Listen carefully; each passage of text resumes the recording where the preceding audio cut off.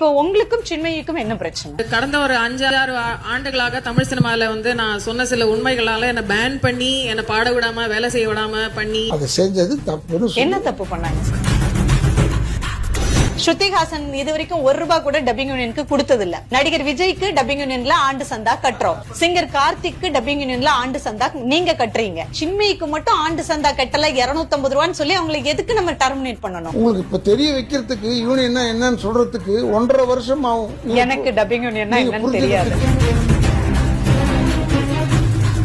இப்ப எப்படி பேச முடியுது? இப்ப பேசுதா இல்லையா சின்மயி? ஒரு படம் லியோல பேசுனதுக்கு நீங்க எப்படி பேசலாம்னு சொல்லி கேட்டீங்க.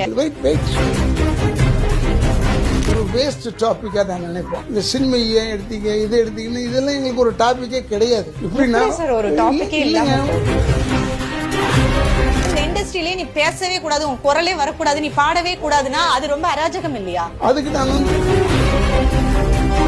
என்ன சொன்னாங்கன்னா, நான் 70 படத்துக்கு மேல டப்பிங் பேசியிருக்கேன். நான் டப்பிங் யூனியனுக்கு சம்பாரிச்சு கொடுத்ததே லட்சமா இருக்கும். ₹250 என்னால ஆண்டு சந்தா கட்ட முடியாதா? நீங்க ரொம்ப நியாயமா அற்புதமா பேசுறீங்க.